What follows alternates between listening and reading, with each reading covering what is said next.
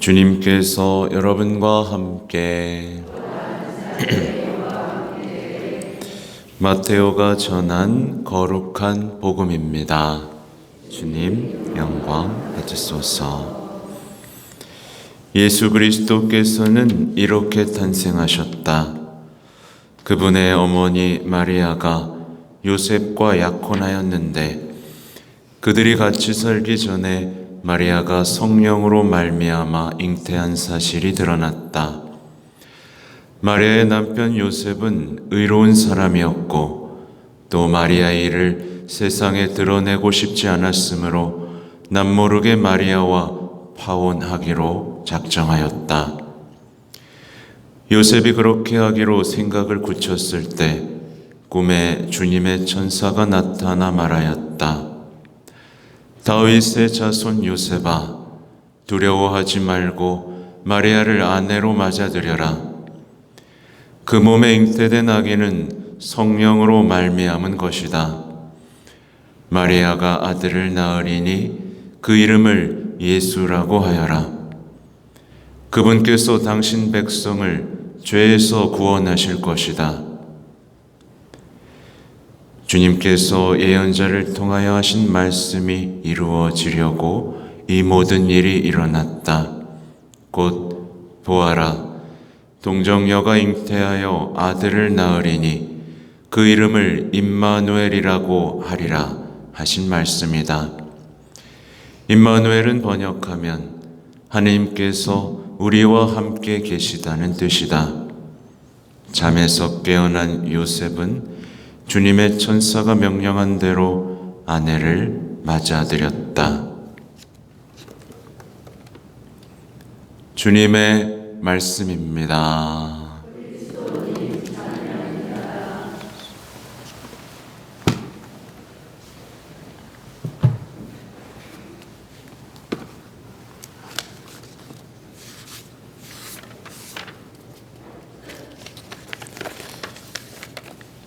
참 예수님,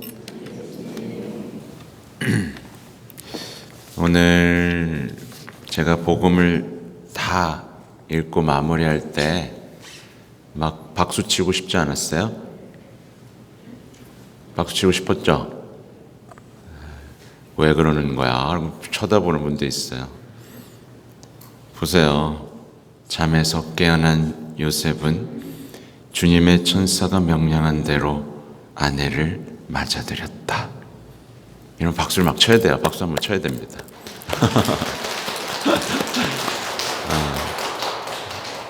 하느님의 계획이 이루어지고 있잖아요. 그렇죠? 이게 얼마나 감동적인 얘기입니까? 여러분의 삶에서 지금 하느님의 계획이 이루어지고 있어요? 박수 칠 일이 있어요? 아니면 못 찾아요? 대단히 중요한 얘기입니다. 정말 의로웠던 요셉조차도 하느님의 계획을 받아들이는 게 쉽지가 않았어요. 이해가 안 된 거죠. 근데 결국 그가 열려 있었기 때문에 받아들입니다. 그렇게 평범했던 한 남자는 교회의 수호자로 자리매김하게 되는 거죠. 감동적인 얘기입니다. 그죠? 요셉의 이야기도 감동적이고 오늘 혼인의 이야기도 감동적입니다.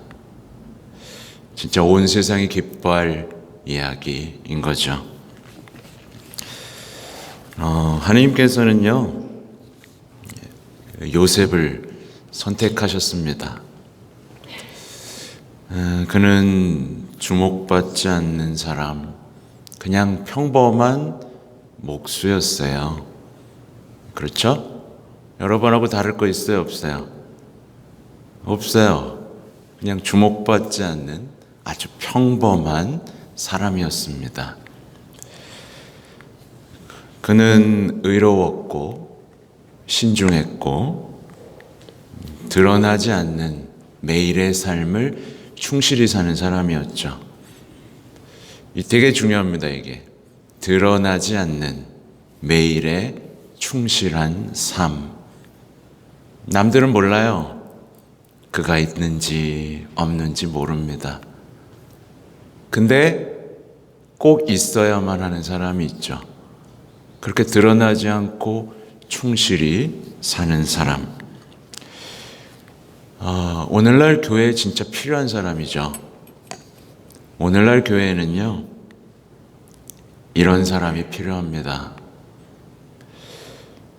드러나지 않고 자신의 역할을 묵묵히 인내하면서 한결같이 온유하고 사랑을 잃지 않고 하나님과 공동체에 대한 사랑을 살아내는 사람. 이런 사람이 지금 교회에 필요합니다. 복음의 씨앗을 뿌리는데 지치지 않는 사람이 필요한 거예요. 여러분 지쳤어요? 네. 뿌리고 있어요? 복음의 씨앗? 아니면 실망하고 상처받고 내 주장을 하며 교회를 흔들어 놓고 있어요? 복음의 씨앗을 뿌리는데 지치지 않으면서 공동체 안에서 희망과 사랑을 키워가는 사람, 이분이 바로 요셉 성인입니다. 평범한 사람이었죠.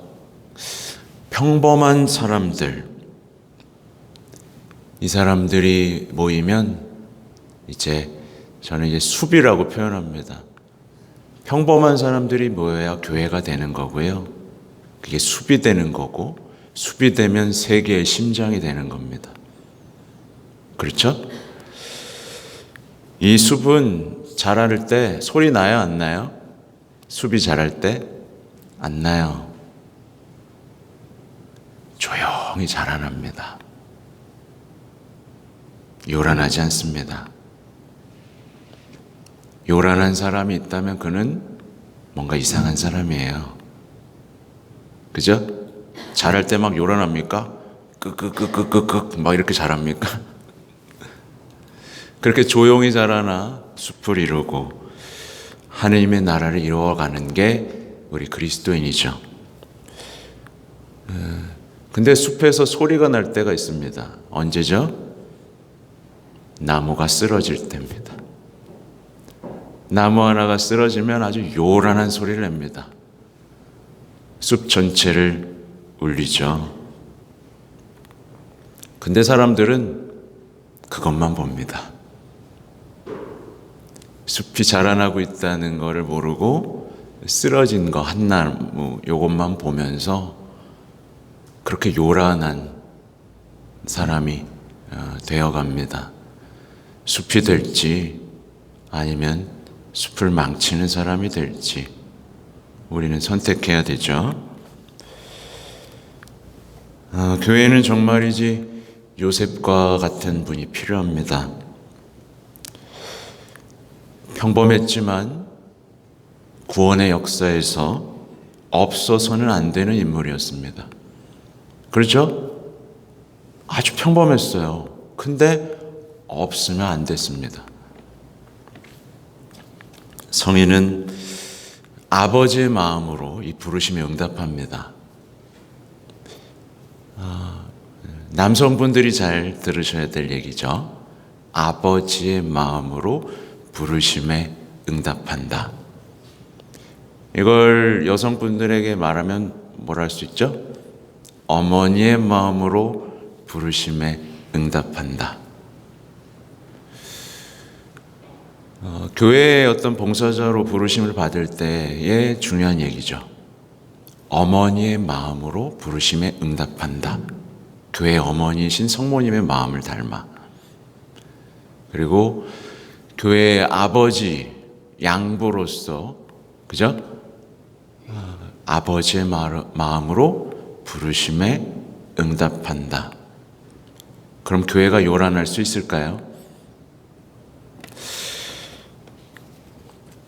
그는 신앙, 용기, 겸손, 온유한 사랑으로 하나님의 계획을 이루어갑니다. 멋지죠? 그죠?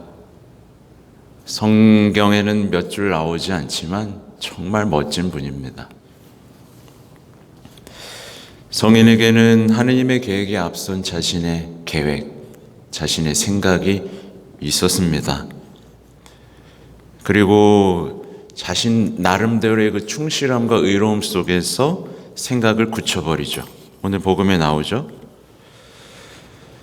남모르게 마리아와 파혼하기로 작정하였다. 요셉이 그렇게 하기로 생각을 굳혔을 때. 근데 성인은 달랐죠. 성인은 꿈을 꿀 줄 알았습니다. 예. 여러분 꿈 자주 꿉니까? 네. 저는 개꿈을 자주 꿉니다. 이 생각이 굳어진 채로 사는 사람이 있어요. 그냥 고집스러운 거죠. 이게 맞아.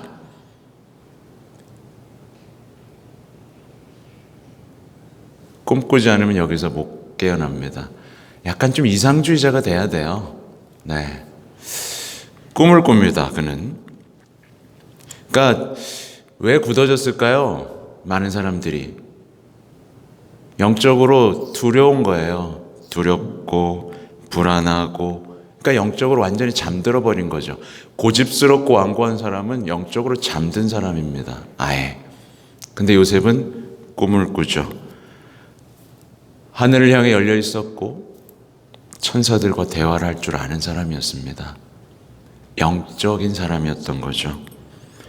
혼자 계획하고 결정하고 고집 부리는 사람이 아니었습니다. 남 탓하고 왜 이렇게 하느냐고 따지는 사람이 아니었습니다. 자신만의 의로움을 주장하면서 역사 속에서 지워질 사람이 아니었습니다.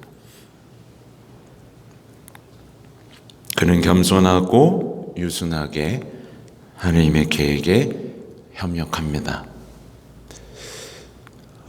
여러분, 구원의 역사는 지금도 이루어지고 있습니다. 그죠?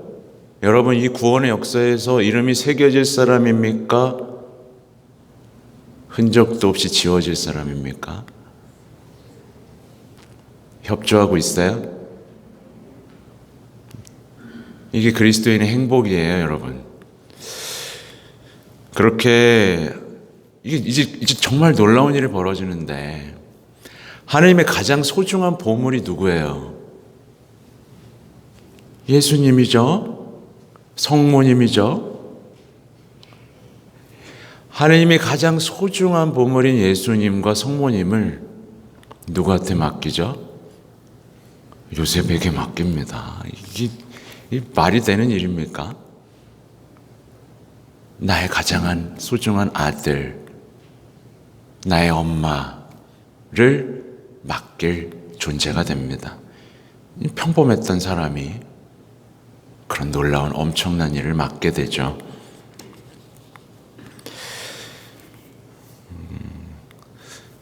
그런 생각을 했어요. 이 강론을 쓰다가 왜 우리는 하나님을 느끼지 못할까? 왜 우리와 함께 계신 하나님을 느끼지 못할까? 왜 당신의 가장 소중한 보물들을 맡겨주시는 하나님을 알아보지 못할까? 여러분한테도 맡겼어요. 당신의 계획이 담긴 소중한 아이를 맡겼죠. 당신의 계획이 담긴 소중한 배우자를 맡겼고, 그죠? 그만큼 여러분을 믿었기 때문에 생명을 주신 건데, 우리는 그렇게 하나님과 단절된 삶을 살아갑니다. 참 이상해요. 사람들은 자꾸 평범함이 싫대요. 여러분 평범한 거 싫어요? 유명해지고 싶어요? 남들이 알아줬으면 좋겠어요? 뛰어났으면 좋겠어요? 아니죠. 사람들은 이상합니다. 이렇게 평범하고 비범하고 아름다운 성 요셉의 삶, 성모님의 삶이 우리 교회를 비추는 큰 빛인데 우리는 거기서 아름다움을 찾지 못하는 거예요. 현대인들을 보세요. 내가 집에서 애나 봐야겠어? 이런 얘기를 하고 있고, 남성들도 마찬가지로 내가 돈 버는 기계야? 뭐 이런 식의 표현을 쓴다거나, 나는 돈 벌어왔으니까 가정일은 너가 다 해. 이 말이 곧 뭐예요? 난 돈 버는 기계야 라는 말이죠. 그렇게 자신의 인격들을, 그 평범함 속에서 아름다움을 찾지 못하는 사람들은 이렇게 하나하나 자신의 인생의 아름다운 조각들을 부숴버리고 뭉개버립니다. 그러니 행복할 수가 없죠. 어떻게 행복해질 건데요? 평범함 계속 하루는 반복되는데, 그죠? 그렇게 오늘날 많은 사람들이 평범한 삶으로 하느님의 계획을 이뤄가는 그 아름다운 삶에 대해서 눈이 멀어버렸죠. 꿈꾸기 전에 요셉, 방금 설명드렸지만 꿈꾸기 전의 모습을 보세요. 요셉이 자신의 삶을 존중해달라고 말했을 겁니다. 여러분, 오늘날 많은 사람들이 자기의 삶을 존중해달라고 해요. 어디까지 존중해 줘야 될까요? 자신의 생각과 삶을 존중해 달라고 합니다. 하나님의 계획과 생각은 존중하지 않으면서, 하나도 열려있지 않으면서 내 삶, 내 인생을 존중해 달라고 말합니다. 자신만의 꿈을 꾸고 자신의 계획을 이루는 삶에 매진하고 맙니다. 그게 얼마나 불행한 일인지 모르고요. 그렇게 성 요셉처럼 없어서는 안 되는 구원의 역사 속에서 없어서는 안 되는 사람이 되어야 되는 건데, 없어도 되는 사람, 없는 것이 나은 사람, 오히려 있는 것이 방해가 되는 사람이 되고 맙니다. 여러분, 없어도 되는 사람입니까? 아니죠? 하느님께 말해요. 오늘 보세요. 마리아가 아들을 낳으리니 그 이름을 예수라고 하여라. 그분께서는 당신 백성을 죄에서 구원하실 것이다. 네, 뭐에서요? 죄에서예요. 제가 강론 때 죄 얘기를 그렇게 많이 하는 이유는 바로 여기 있습니다. 주님은 죄에서 구원하시는 거예요. 근데 사람들은 그냥 자꾸 치유만 얘기하죠. 치유가 아니라 죄에서의 해방이고 죄에서의 구원이에요. 이 차이를 이해하지 못하면 구원받지 못합니다. 아무튼 아까 말씀드린 대로 이제 어제 대림 3주일이었죠. 이제 17일부터 본격적으로 이제 성탄을 준비하는 시기. 그래서 날짜 12월 18일, 12월 19일 진짜 얼마 안 남았죠. 네. 온 세상이 기다리는 시기가 됐습니다. 그래서 미사 중에 감사송도 바뀝니다. 대림 1, 대림 2로 바뀌어요. 성물도도 바뀝니다. 성물도도 이제 더 뭔가 그 기다림의 간절함으로 채워지게 됩니다. 여러 가지가 바뀌어요. 또 나중에 찾은 거 알려드릴게요. 아무튼 이 시기에 첫날 월요일 성 요셉이 등장하는 건 너무나 당연한 일이죠. 네. 이 시기에 교회는 성 요셉의 보호가 필요합니다. 그리고 이 보호에 동참하는 사람이 필요해요. 요즘엔 참 그래요. 요즘엔 교회를 보호하고 아끼려는 사람들이 점점 사라집니다. 여러분, 교회를 아끼고 보호하는 사람이에요? 아니면 틈만 나면 비판하고 깎아내리는 사람이에요? 요즘에 진짜 심각합니다. 네. 사제들 옷 벗기려고 난리가 났어요. 막말로. 조금 잘못하면 저 사람 옷 벗어야지, 내가 안 그러면 교회 안 나간다. 뭐 이런 사람들 굉장합니다. 네. 사랑, 보호. 물론 나쁜 짓을 했다면 이제 교회는 거의 이제 설 자리가 없습니다. 네. 예전처럼 관대하진 않아요. 사제들한테. 더 이상 그러지 않습니다. 아무튼 이 시기 이제 태어나지 않으신 아기 예수님과 성모님을 보호하는 요셉의 여정이 시작되는 기간인 거예요. 그렇죠? 계속해서 지금 요셉은 보호하고 아끼고 있습니다.